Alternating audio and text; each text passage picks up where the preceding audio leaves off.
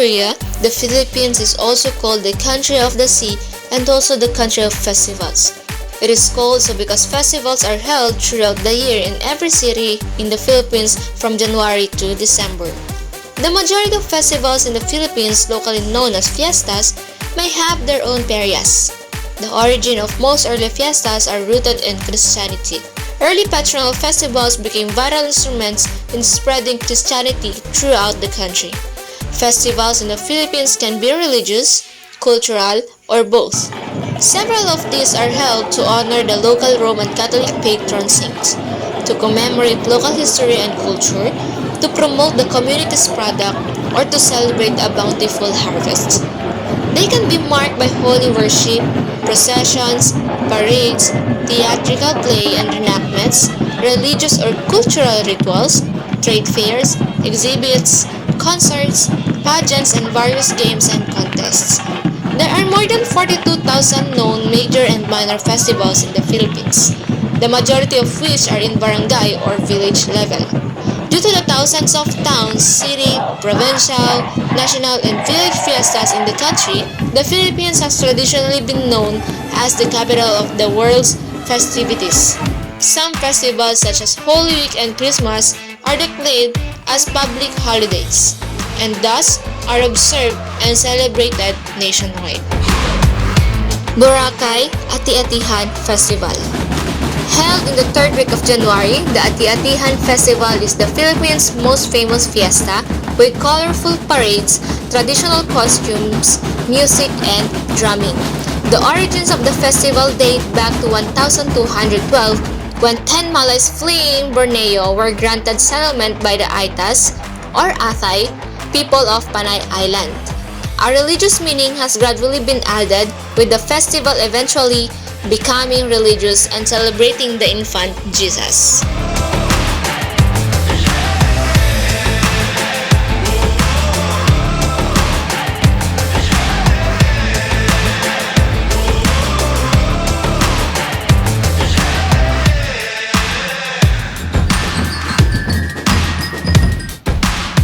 Cebu Sinulog Festival.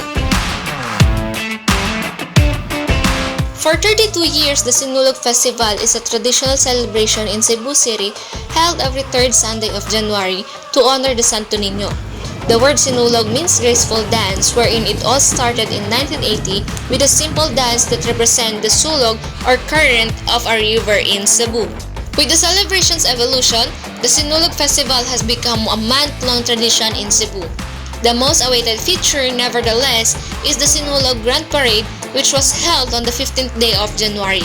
One beat, one dance, one vision, Cebu City of Culture was the theme adapted for the 2012 Sinulog Festival. The magnificence of the festival made Filipinos, as well as our fellow Asians, refers to it as the mother of all festivals. From the colorful and well-made costumes of the dancers, to the beautiful dances, and to the music brought by the drums, trumpets, and native gongs, the Sinulog Festival never ceases to amaze its audience. The festival now not only consists of costumes and dances, but also contests such as art exhibits, beauty pageants, photo contests, and singing and dancing contests. Participants may also join festival activities such as concerts, cultural shows, fireworks display, fun runs, and street fairs. Iloilo Dinagyang Festival.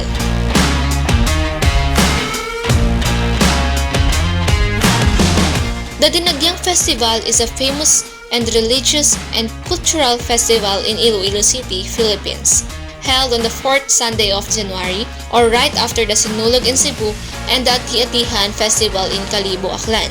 Dinagyang was also voted as the best tourism event 3 times in a row among any other festivals in the Philippines.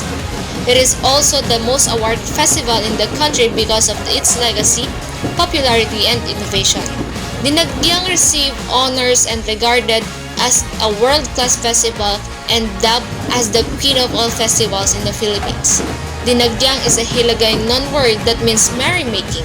The most exciting part is that the city hosts a highly competitive Dinagyang Festival, dance contest, and grand float parades. Dinagyang is one of the most awaited festivals in the Philippines because of its fun, lively, and colorful celebration. Baguio Panagbenga Festival.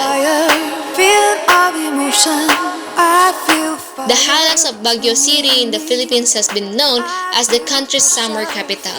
That's why people make the long road trip to Baguio from Manila to escape the stifling heat of the lowlands and polluted cities in Metro. Another reason tourists travel to the City of Pines is the Baguio Flower Festival or Panagbenga Festival. Panagbenga Festival is an annual flower festival in Baguio celebrated every February. The term Panagbenga comes from a Cancanate term meaning a season for blossoming, a time for flowering. This Baguio Festival reflects the history, traditions, and values of the city and the Cordillera.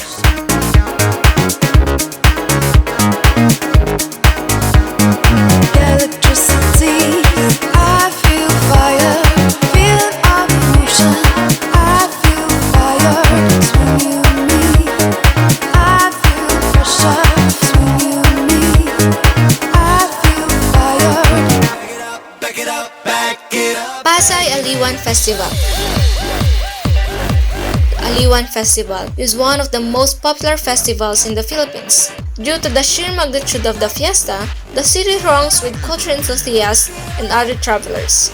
Started in 2003, the aim of the Aliwan Festival is to promote the different cultures of the country, not just to its own people but to tell the story to the rest of the world. And considering just how much the popularity of the fiesta is increasing each year, it's safe to say that it's doing a great job at that. The name Aliwan translates to entertainment in the local dialect. While at the fiesta, including the float parade, the beauty pageant, as well as the cultural street dance contest. Quezon City Pahiyas Festival. Pahiyas Festival, without a doubt, is one of the most colorful and vibrant festivals in the Philippines. Like most of the Philippine festivals, Pahiyas is held to give thanks for their bountiful harvests.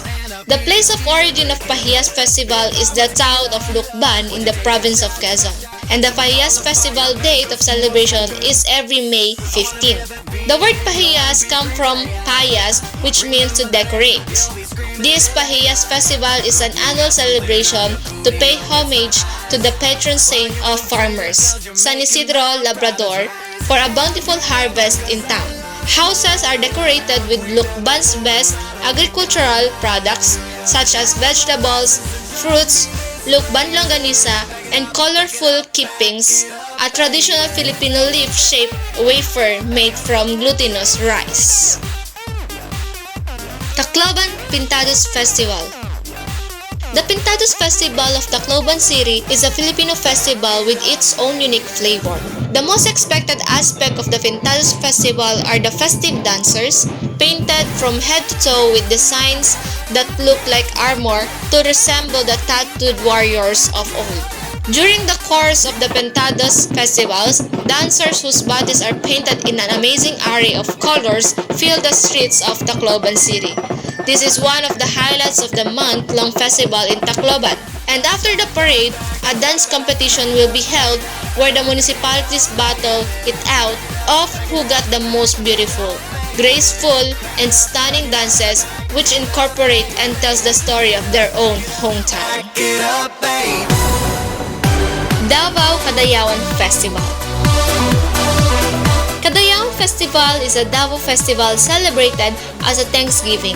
Hadayawan Festival held every third week of August and celebrated that serves as a Thanksgiving event for the gifts of nature, the wealth of culture, and bounties of harvest and serenity of living. It also celebrates and gives tribute to the Lumads, a collective group of indigenous people living in the city. This is what makes Hadayawan a unique festival. Once a small gathering, Hadayawan Festival in Davao is now one of the highly anticipated festivals in the Philippines. From the dynamic street dancing to the vibrant giant floral parade, Hadayawan has something for everyone.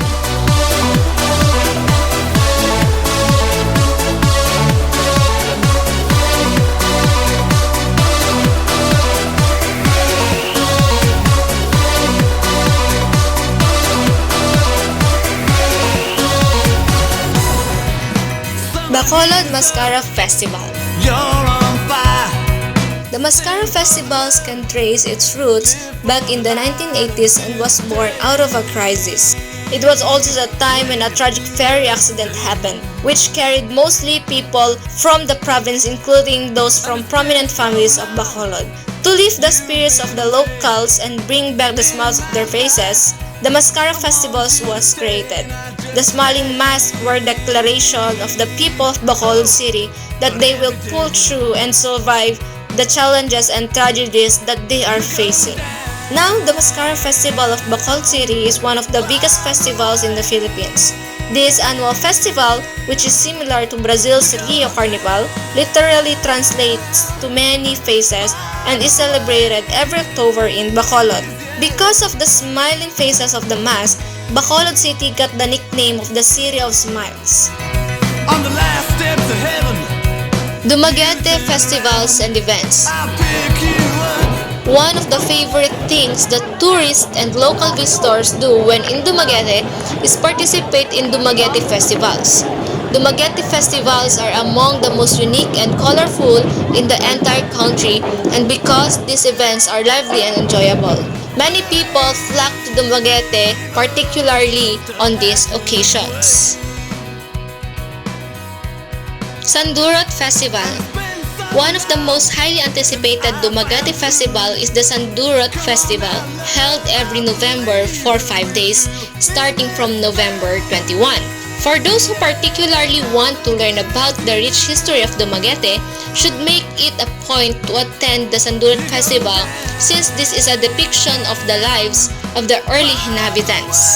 The history of Dumaguete from the time that the foreigners entered the city from the Dumaguete Seas is depicted at the Sandurat Festival through dances, parades, and plays.